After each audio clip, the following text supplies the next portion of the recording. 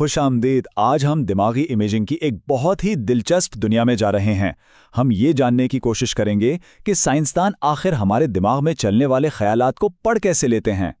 चलें एक बहुत ही सादा से सवाल से शुरू करते हैं। क्या हमारे दिमाग में कोई एक ऐसी खास जगह है, कोई फेस एरिया है जो सिर्फ चेहरे पहचानने का काम करता हो? यही वो सवाल है जो आज हमारी पूरी गुफ्तगू का मरकज बनेगा। तो इस सवाल का जवाब ढूंढने के लिए साइंसदानों ने दिमाग को एक नक्शे की तरह देखना शुरू किया। उनका ख्याल था कि जैसे एक नक्शे पर हर शहर का अपना काम होता है, वैसे ही दिमाग के हर हिस्से का एक खास मखसूस काम होता है। और एमआरआई स्कैन से ये ख्याल सच भी लगने लगा। एफएमआरआई, आप जानते हैं, दिमाग में खून के बहाव को देखकर बताता है कि कौन सा हिस्सा ज्यादा काम कर रहा है। तो साइंसदानों ने देखा कि कुछ हॉटस्पॉट्स हैं जो खास चीजों को देखकर एकदम से रोशन हो जाते हैं, जैसे कि फ्यूजिफॉर्म फेस एरिया, जिसे एफएफए भी कहते हैं। जब भी कोई चेहरा सामने आता, यह हिस्सा बहुत ज्यादा एक्टिव हो जाता था। यह तो एक जबरदस्त दरियाफ्त थी। लेकिन कहानी यहां खत्म नहीं होती। मामला इतना सादा नहीं था। जब साइंसदानों ने तकरीबन 20 अलग अलग चीजों के लिए दिमाग को स्कैन किया, तो एक अजीब बात सामने आई। बहुत सी आम चीजों जैसे कारें, कुर्सियां, यहां तक कि सांप जैसी अहम चीजों के लिए भी कोई खास हॉटस्पॉट मिला ही नहीं। तो सवाल यह है कि साइंसदान ये हॉटस्पॉट्स आखिर ढूंढते कैसे हैं? चलें एक न्यूरोसाइंटिस्ट के टूल बॉक्स में झांक कर देखते हैं कि वो ये काम करते कैसे हैं। अच्छा, सबसे सादा तजुर्बा कुछ यूं होता है। पहले लोगों को चेहरे दिखाए जाते हैं और दिमागी एक्टिविटी को नापा जाता है।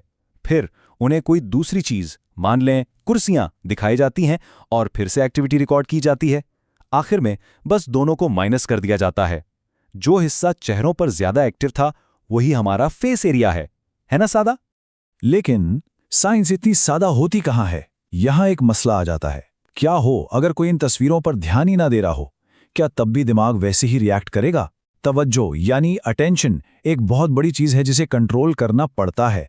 तो इस मसले को हल करने के लिए साइंसदान एक बहुत ही जबरदस्त डिजाइन इस्तेमाल करते हैं, जिसे 2x2 फैक्टोरियल कहते हैं।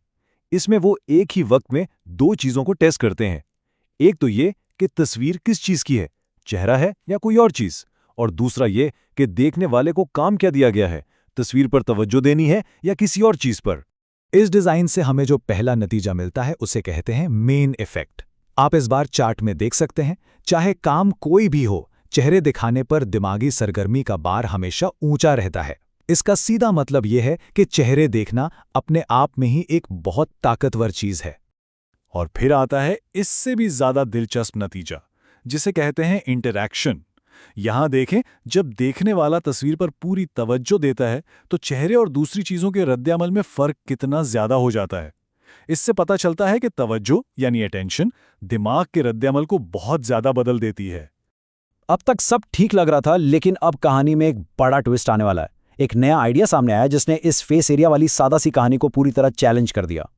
ये कहना था साइंसदान जिम हैक्सबी का। उन्होंने कहा कि एफएफए जैसे इलाके सिर्फ चेहरों के लिए मखसूस नहीं है, बल्कि ये तो तमाम चीजों की एक बड़ी नुमाइंदगी का हिस्सा है। यानी उन्होंने ये कहकर एक तूफान खड़ा कर दिया कि फेस एरिया में दूसरी चीजों की भी इंफॉर्मेशन होती है। ये उस वक्त एक बहुत बहुत बड़ा दावा था। देखें, पुराना तरीका ये था कि साइंसदान सिर्फ ये देखते थे कि दिमाग का कोई हिस्सा कितना लाइट अप हो रहा है। अगर एफएमआरआई चेहरों पर ज्यादा रोशन हुआ और कुर्सियों पर कम, तो बस फैसला हो गया कि ये फेस एरिया है। लेकिन हैक्सबी ने कहा, नहीं, असल राज इस रोशनी की शिद्दत में नहीं, बल्कि बहुत सारे वॉक्सल्स में फैली हुई एक्टिविटी के पैटर्न में है। वॉक्सल्स को आप दिमाग के 3D पिक्सल समझ लें। हैक्सबी का कहना था कि भले ही ओवरऑल सिग्नल कमजोर हो, लेकिन इस पैटर्न में बहुत कीमती मालूमात छुपी हो सकती हैं। इसे ऐसे समझें, फर्ज करें आपको एक कुर्सी की तस्वीर 2 बार दिखाई जाती है। दोनों बार दिमागी एक्टिविटी का पैटर्न देखने में तो बेतरतीब लगेगा, लेकिन जब इसे कंप्यूटर से एनालाइज किया जाए तो पता चलता है कि दोनों पैटर्न एक दूसरे से बहुत मिलते जुलते हैं। गोया हर चीज का दिमाग में अपना एक मुनफरिद न्यूरल सिग्नेचर होता है। और हैक्सबी के इसी आइडिया से एक बिल्कुल नई और ताकतवर टेक्निक पैदा हुई, जिसे आज हम न्यूरल डिकोडिंग कहते हैं, यानी दिमाग को पढ़ने का एक नया तरीका। इसकी मंतिक बहुत सीधी है। पहला कदम, आप एक कंप्यूटर को सिखाते हैं, यानी उसे बहुत से दिमागी पैटर्न दिखाते हैं कि जब कोई जूता देखता है तो कैसा पैटर्न बनता है, बिल्ली देखता है तो कैसा बनता है। दूसरा कदम, फिर आप उसे एक नया अनजान पैटर्न देते हैं।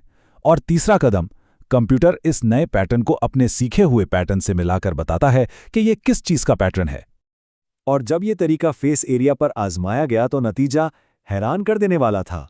पता चला कि इस इलाके में मौजूद पैटर्न से कंप्यूटर ये बता सकता था कि कोई कुर्सी देख रहा है या कार।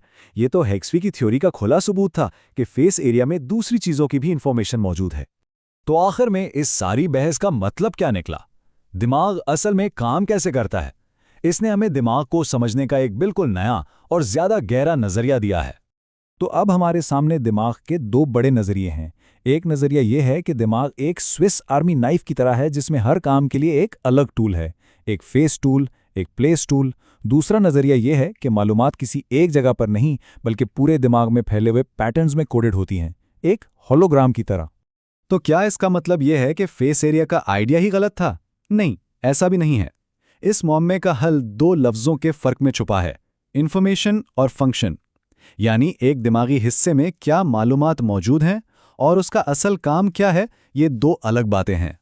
ये मिसाल बहुत कमाल की है। आप एक वेंडिंग मशीन को घड़ी के तौर पे इस्तेमाल तो कर सकते हैं, लेकिन इसका मतलब ये नहीं कि वो है ही घड़ी।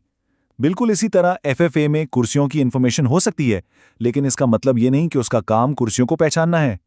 उसका बुनियादी काम, उसका असल फंक्शन अब भी चेहरों को प्रोसेस करना ही है।